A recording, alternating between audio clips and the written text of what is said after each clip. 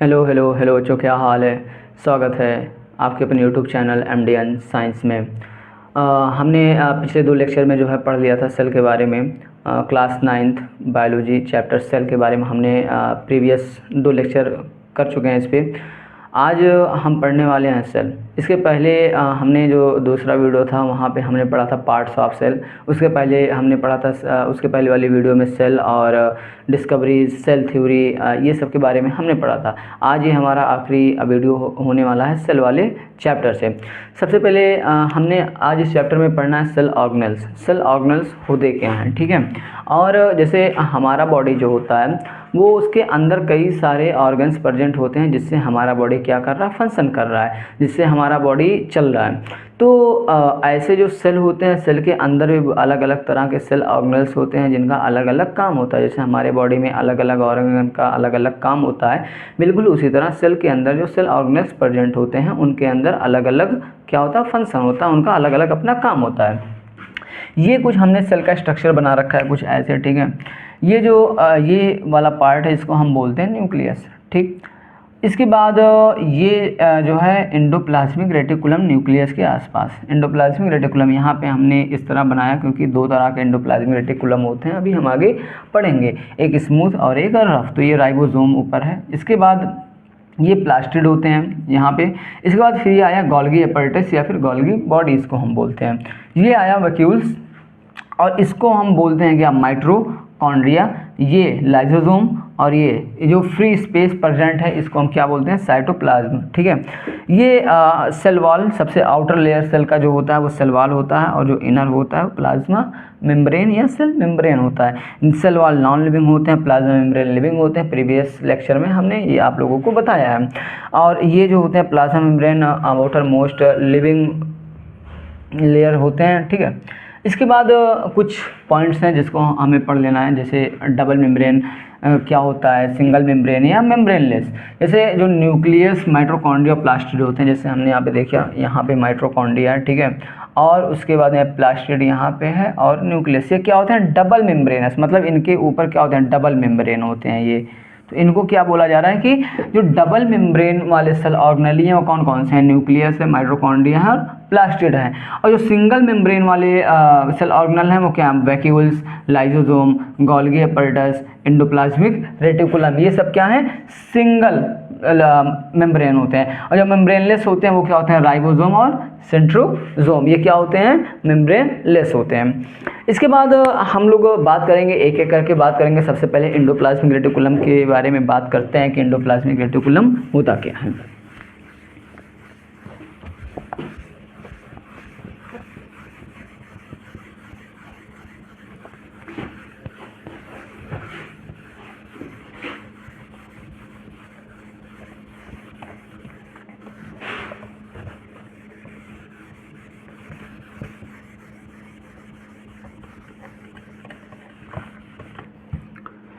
What is endoplasmic reticulum. सबसे पहला हम सेल ऑर्गेनेली बात करते हैं कि एंडोप्लाज्मिक रेटिकुलम के बारे में।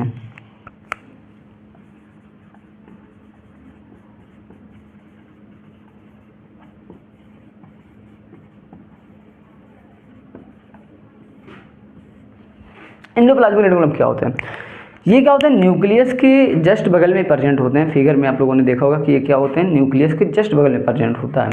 जैसे ये सेल है, ठीक है, यहाँ पे न्यूक्लियस है और इसी के पास यहाँ पे क्या है, ये प्रेजेंट होते हैं, ठीक है। तो क्या हो रहा है कि जैसे यहाँ पे कोई चीज़ बना या साइटोप्लाज्म से कोई चीज़ न्यूक्लियस के अंदर जाना है या न्यूक्लियस से साइटोप्लाज्म के अंदर कोई चीज़ जाना है, तो ये किसको थ्रू जाता है, एंडोप्लाज्मिक रेटिकुलम के थ्रू। एंडोप्लाज्मिक रेटिकुलम का काम होता है ट्रांसपोर्टेशन का, ठीक है। इसके बाद हम बात करते हैं कि ये क्या करते हैं, बनाते क्या है। लिपिड और प्रोटीन का फॉर्मेशन कौन करता है, एंडोप्लाज्मिक रेटिकुलम। जैसे अभी हमने पढ़ा था कि जो सेल वॉल होता है या प्लाज्मा मेम्ब्रेन होता है ये किसका बना होता है, लिपिड का, ठीक है। तो क्या होता है, लिपिड और प्रोटीन का ये बने होते हैं। तो जो एंडोप्लाज्मिक रेटिकुलम है ये फॉर्मेशन कर रहे हैं लिपिड और प्रोटीन का। तो जब ये लिपिड और प्रोटीन का फॉर्मेशन कर रहे हैं यानी कि ये प्लाज्मा मेम्ब्रेन के फॉर्मेशन में क्या कर रहे हैं, हेल्प कर रहे हैं, ठीक है। इसके बाद ये लार्ज नेटवर्क ऑफ शीट और ट्यूब्स के होते हैं, large network of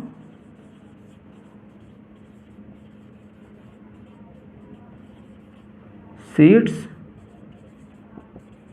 and tubes. इनका मेन फंक्शन क्या होता है? ट्रांसपोर्टेशन का।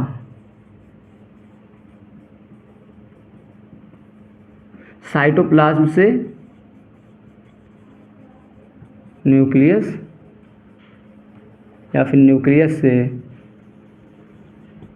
साइटोप्लाज्म। क्या करते हैं ये? लिपिड और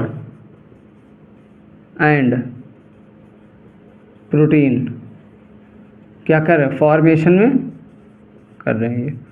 और इसी लिपिड और प्रोटीन के फॉर्मेशन से क्या हो रहा है? जब ये लिपिड और प्रोटीन का फॉर्मेशन कर रहे हैं तो जो लिविंग आउटर मोस्ट लेयर था प्लाज्मा मेम्ब्रेन या सेल मेम्ब्रेन, हमने पिछले लेक्चर में पढ़ा था कि वो किससे बने हुए थे? लिपिड और प्रोटीन से बने हुए थे। तो यहाँ पे लिपिड और प्रोटीन का ये फॉर्मेशन कर रहे हैं, यानी कि प्लाज्मा मेम्ब्रेन को बनाने में हेल्प कर रहे हैं।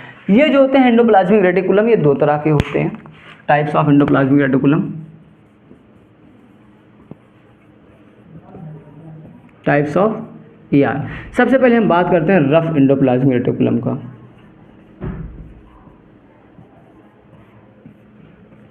रफ एंडोप्लाज्मिक रेटिकुलम से हमें पता चला है कि जैसे क्या हो रहा है? रफ का मतलब यहाँ पे राइबोसोम क्या है?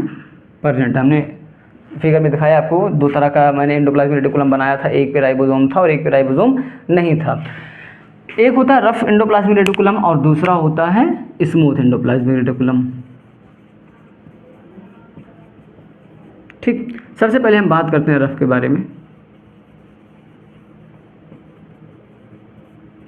जो रफ एंडोप्लाज्मिक रेटिकुलम होते हैं इनमें क्या होता है? राइबोसोम प्रेजेंट होते हैं।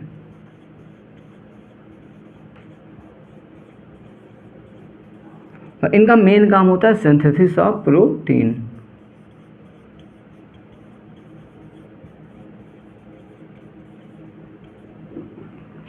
यहाँ पे lipid, no synthesis of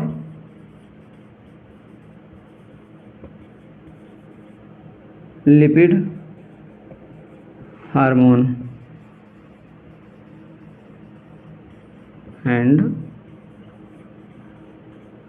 enzyme. ठीक है, और उसके बाद में ये डिटॉक्सिफिकेशन में इनका कोई रोल नहीं होता है, नो डिटॉक्सिफिकेशन।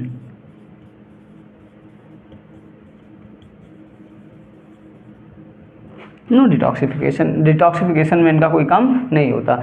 जो रफ एंडोप्लाज्मिक रेटिकुलम होते हैं उसमें राइबोसोम प्रेजेंट होते हैं, सिंथेसिस ऑफ प्रोटीन का सिंथेसिस करते हैं। यहाँ पे लिपिड, हार्मोन और एंजाइम का कोई सिंथेसिस नहीं होता और डिटॉक्सिफिकेशन में इनका कोई रोल नहीं होता। इसके बाद हम बात करते हैं स्मूथ एंडोप्लाज्मिक रेटिकुलम का।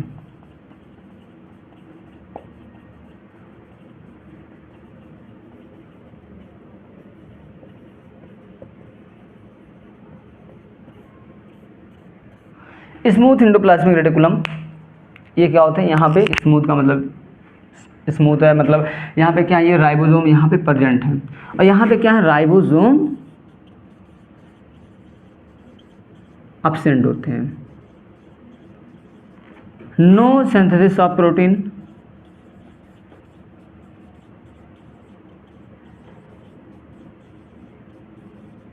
यहाँ पे लिपिड, हार्मोन एंड एंजाइम का क्या हो रहा है? सिंथेसिस हो रहा है।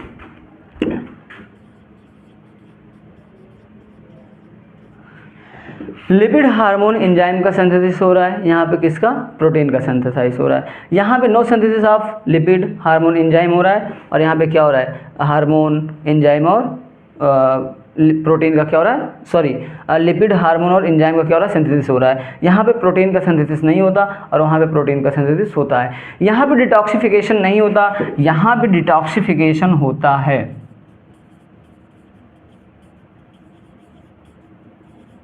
Specially in our liver. ठीक है, जो हमारा लीवर सेल होता है, लीवर सेल में क्या होता है? डिटॉक्सिफिकेशन इसके थ्रू, स्मूथ एंडोप्लाज्मिक रेटिकुलम के थ्रू होता है। यहाँ पे कोई भी डिटॉक्सिफिकेशन नहीं होता। इसके बाद आगे हम बात करेंगे गोल्गी बॉडी या गोल्गी एपर्टस के बारे में। उम्मीद करता हूँ ये आपको समझ में आ गया होगा।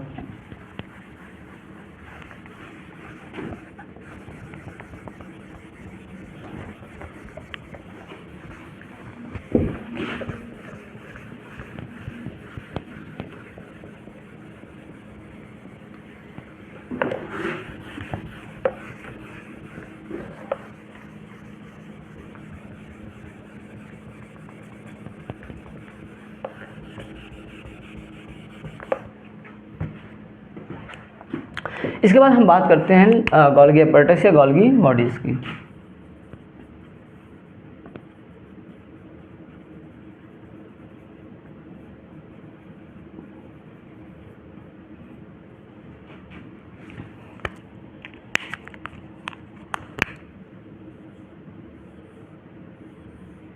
ये ऐसे इनका कुछ स्ट्रक्चर होता है, इसको हम बोलते हैं, इनको हम बोलते हैं सिस्टर। ठीक है, सबसे पहले इन्होंने इसका जो है डिस्कवरी किया था कैमेलियो गोल्गी।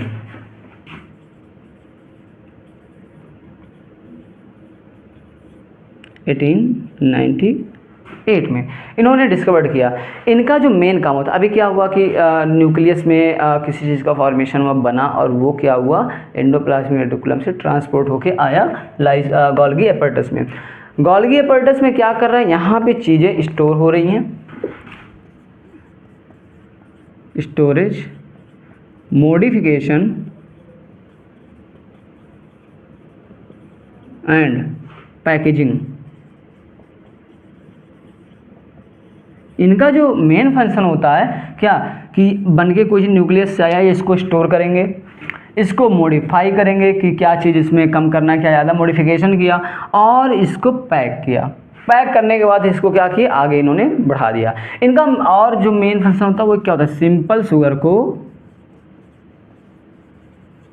कन्वर्ट करते हैं किसमें, कॉम्प्लेक्स शुगर में, और involve in the formation of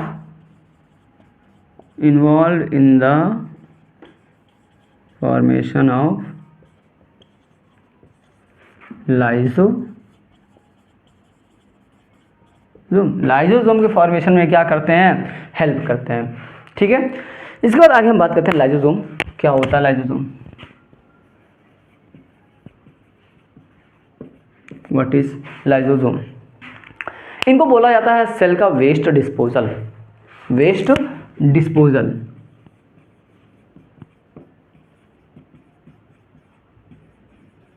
इनके अंदर प्रेजेंट होते हैं डाइजेस्टिव एंजाइम प्रेजेंट होते हैं। जैसे हमारे सेल के अंदर कोई फॉरेन मटेरियल्स आए, जैसे फॉरेन मटेरियल्स जैसे कि वायरस, बैक्टीरिया आ गए हमारे बॉडी में, तो अभी ये क्या करते हैं, उनके अंदर डाइजेस्टिव एंजाइम प्रेजेंट होते हैं, उस फॉरेन मटेरियल्स को ये खा लेते हैं ताकि सेल को कोई नुकसान ना पहुंचे। ये क्या करें, इनके अंदर डाइजेस्टिव एंजाइम होते हैं,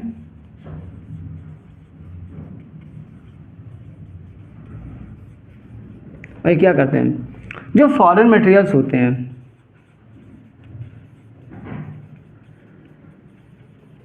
फॉरेन मटेरियल मीन्स जैसे बैक्टीरिया,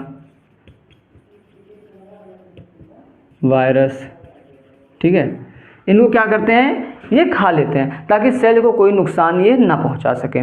ठीक है, और इनको सुसाइडल बैग बोला जाता है, नोन एज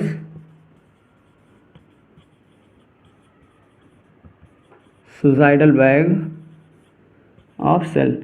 ऐसा क्यों बोला जा रहा है, जब क्या होता है कि सेल के अंदर कोई सेलुलर डैमेज हो जाता है, जब कोई सेलुलर डिस्टरबेंस हो जाता है, तो क्या होता है कि ये लाइसोसोम ब्रस्ट हो जाते हैं, फट जाते हैं और खुद के सेल को ही खा लेते हैं। तो इसलिए इनको क्या बोला जाता है, सुसाइडल बैग ऑफ सेल। क्यों बोला जा रहा है कि कोई सेलुलर जो है डिस्टरबेंस हुआ सेल के अंदर, ठीक है, अभी क्या हुआ, जब सेलुलर डिस्टरबेंस हुआ तो ब्रस्ट हो गया, ठीक है, अब ब्रस्ट होने के बाद ये क्या कर रहे हैं, अपने ही सेल को खा ले रहे हैं, तो इसलिए क्या बोला जाता है, इनको सुसाइडल बैग ऑफ सेल बोला जाता है। इसके बाद फिर हम बात करते हैं आगे इसके next cell organelles, mitochondria.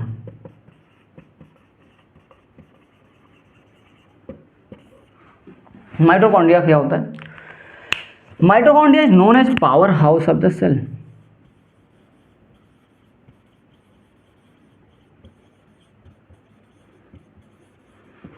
Power house of the cell क्यों, क्योंकि ये क्या कर रहे हैं, energy in the form of ATP. क्या होता है कि जहाँ से भी एनर्जी मिल रहा है, अभी जैसे हमारे यहाँ घरों पे जो करंट इलेक्ट्रिसिटी आता है, कोई एक स्पेसिफिक एरिया होता है जहाँ से सारे एरिया में क्या किया जाता है, इलेक्ट्रिसिटी की सप्लाई की जाती है, और उसको बोला जाता है power house.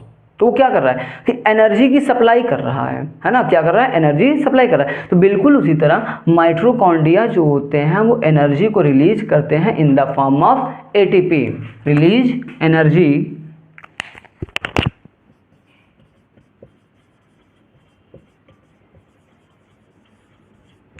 In the form of ATP। ATP का फुल फॉर्म होता है एडिनोसिन ट्राइफॉस्फेट, एडिनोसिन ट्राइफॉस्फेट, ठीक है। और ये जो होते हैं माइटोकॉन्ड्रिया, हमने स्टार्टिंग में ही पढ़ाया था कि जो माइटोकॉन्ड्रिया होते हैं क्या होते हैं, डबल मेम्ब्रेन्स। माइटोकॉन्ड्रियम क्या होता है, डबल मेम्ब्रेन, और इनका अपना खुद का DNA होता है, they have their own DNA।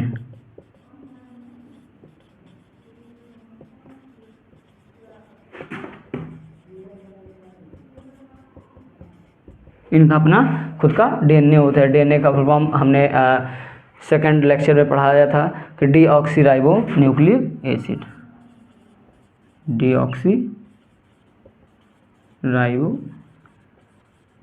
Nucleic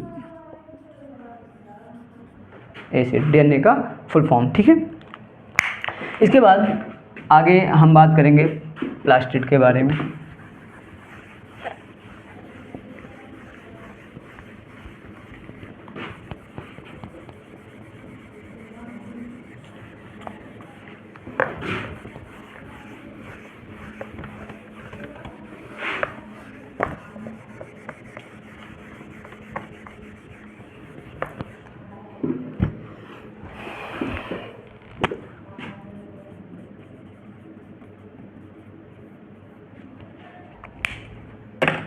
plastid के बारे में बात करते हैं कि प्लास्टिड होता क्या है। प्लास्टिड जो होते हैं found only in plant cell.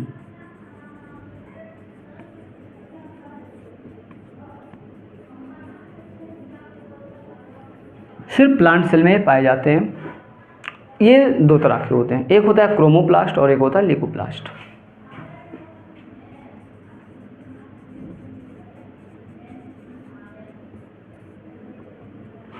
जो क्रोमोप्लास्ट होते हैं वो कलर्ड होते हैं, कलर्ड प्लास्टिड, इनको बोला जाता है क्या, कलर्ड प्लास्टिड बोला जाता है। यहाँ पे प्रेजेंट होता है क्लोरोप्लास्ट, इसी में प्रेजेंट होते हैं क्लोरोप्लास्ट, जो क्या करते हैं, कंटेन क्लोरोफिल। और क्लोरोफिल का क्या काम होता है, फोटोसिंथेसिस करने का। ये जो होते हैं क्लोरोफिल क्या होते हैं, green pigment,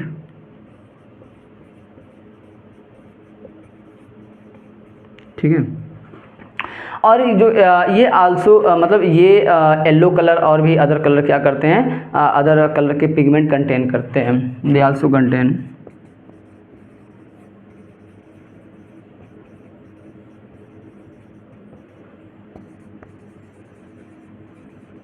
yellow and other pigment, ठीक है। इसके बाद हम बात करते हैं ल्यूकोप्लास्ट। ल्यूकोप्लास्ट ये क्या होते हैं, कलरलेस,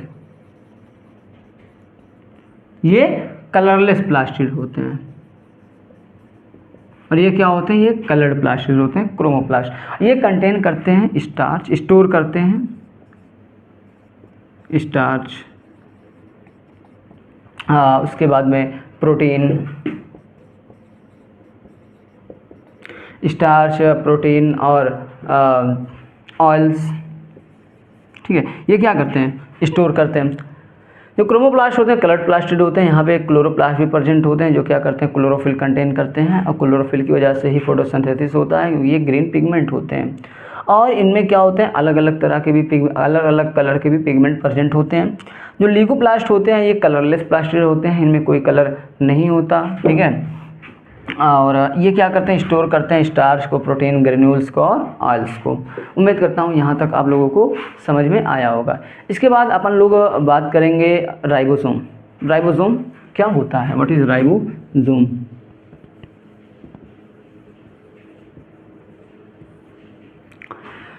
अभी आपने पढ़ा कि एंडोप्लाज्मिक रेटिकुलम में दो तरह का था, एक स्मूथ था एक रफ था। जो रफ एंडोप्लाज्मिक रेटिकुलम थे वहाँ पे क्या था, प्रोटीन प्रेजेंट था और क्या था उसमें राइबोसोम प्रेजेंट थे। राइबोसोम प्रेजेंट थे और वहाँ पे क्या हो रहा था, प्रोटीन का सिंथेसिस हो रहा था। तो क्या जब राइबोसोम है तो यहाँ पे क्या होगा, प्रोटीन का मेन फंक्शन क्या है, प्रोटीन का सिंथेसिस ऑफ प्रोटीन सिंथेसिस। ठीक है, इनका मेन फंक्शन क्या होता है, प्रोटीन का सिंथेसिस करना। इनमें कोई मेम्ब्रेन नहीं होता, हमने शुरुआत में जब स्टार्ट किया लेक्चर तो वहाँ पे बताया। और ये दोनों तरह के सेल में पाए जाते हैं, found in both cell, prokaryotic and eukaryotic.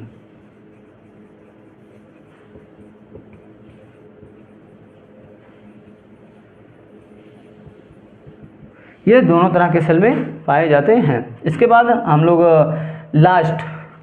Last cell organelle पढ़ते हैं, वैक्यूल्स।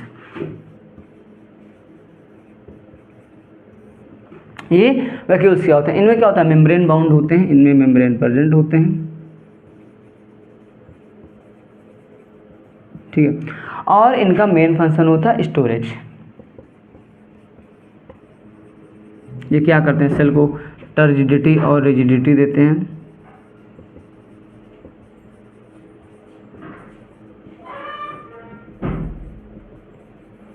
टर्जिडिटी और रिजिडिटी देते हैं ये। इसके बाद हम बात करते हैं कि जैसे जो प्लांट होता है, प्लांट में क्या करते हैं, 50 से लेके 90% तक का स्पेस ऑक्यूपाई करते हैं। ठीक है, और प्लांट में ये स्टोर करते हैं अमीनो एसिड, और उसके बाद में ये शुगर, अमीनो एसिड, शुगर और प्रोटीन, ऑर्गेनिक एसिड,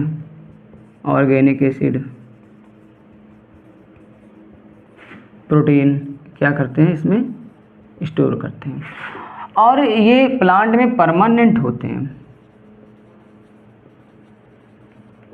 प्लांट में क्या होते हैं, ये परमानेंट होते हैं। लेकिन जो एनिमल्स होते हैं, एनिमल्स में प्राइमरी होते हैं, और एनिमल में ये स्टोर करते हैं ग्लूकोज, ग्लाइकोजन। ठीक है, एनिमल्स में क्या स्टोर कर रहे हैं, ग्लूकोज, ग्लाइकोजन और प्रोटीन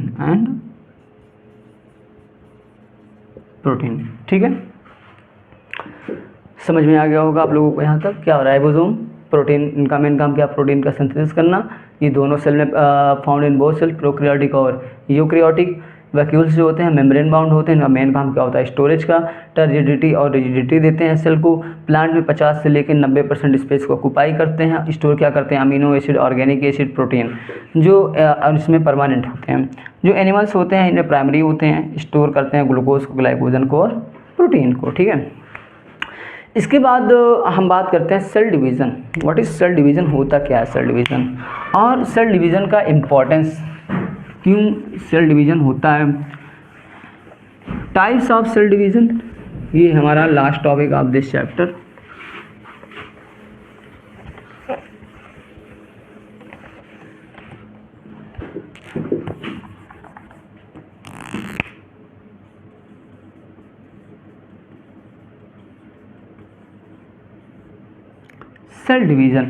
सेल डिवीज़न आखिर होता क्यों है और ज़रूरी क्यों है। न्यू सेल की फॉर्मेशन के लिए सेल डिवीज़न से ही नए सेल बनते हैं। और ज़रूरत क्यों पड़ा, why reason of cell division,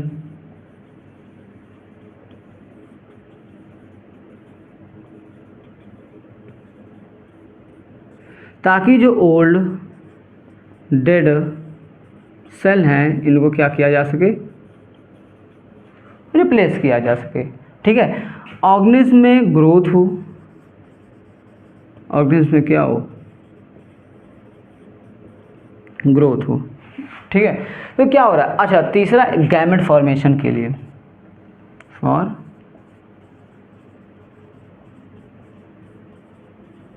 gamete formation. ये गैमेट क्या होता है, मेल गैमेट, फीमेल गैमेट। जो मेल गैमेट होता है ये होता है स्पर्म, फीमेल गैमेट जो होता है उसको हम बोलते हैं ओवा। जब ये दोनों मिलते हैं तो फर्टिलाइजेशन होता है, फर्टिलाइजेशन होने के बाद फिर नया ऑर्गेनिज्म बनता है। टाइप्स ऑफ, दो तरह के होते हैं, देयर आर 2 टाइप्स ऑफ।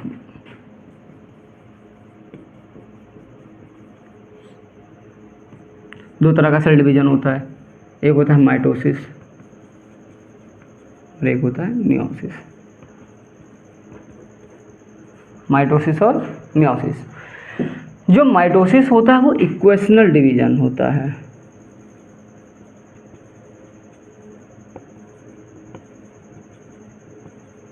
और ये क्या होता है, रिडक्शनल डिवीजन।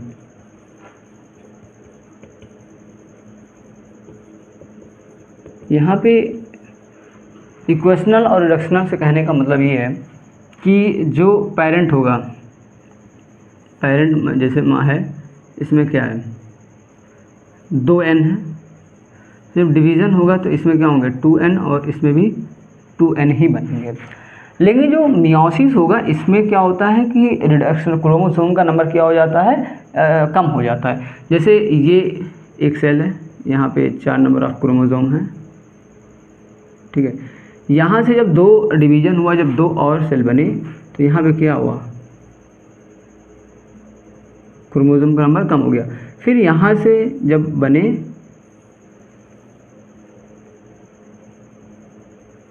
क्या हुआ, कम हो गया।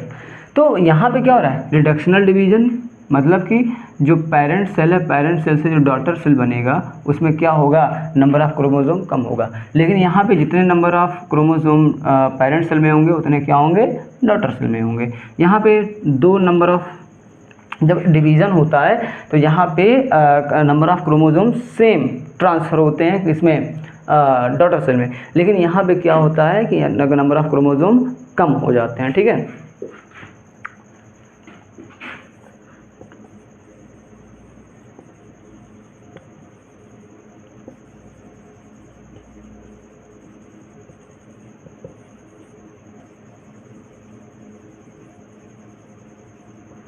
यहाँ पे क्या होता है कि डॉटर सेल में नंबर ऑफ क्रोमोसोम कम हो जाता है, हाफ हो जाता है।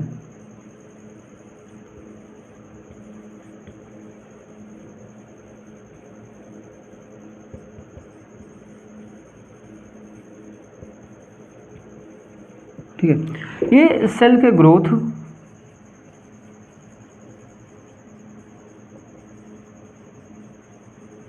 रिपेयर में क्या करते हैं, हेल्प करते हैं, और ये क्या करते हैं, गैमेट के फॉर्मेशन में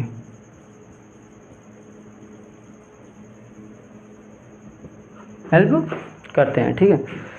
तो ये हमारा जो है चैप्टर ख़त्म हुआ, सेल वाला चैप्टर यहीं तक था। हमने 3 वीडियो में इसको जो है कंप्लीट किया, और अब इसके आगे जो है सेकंड चैप्टर टिश्यू हम लोग पढ़ेंगे, और उम्मीद करता हूँ कि यहाँ तक आप लोगों को समझ में आया होगा।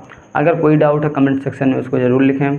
आप लोगों को hand written notes WhatsApp channel MDN science, और इंस्टा MDN साइंस, और टेलीग्राम चैनल, तीनों आपको चैनल के बायो में मिल जाएगा। वहाँ से आप उसको फॉलो करें, और वहाँ पे आपको हैंड रिटन नोट्स अवेलेबल हैं।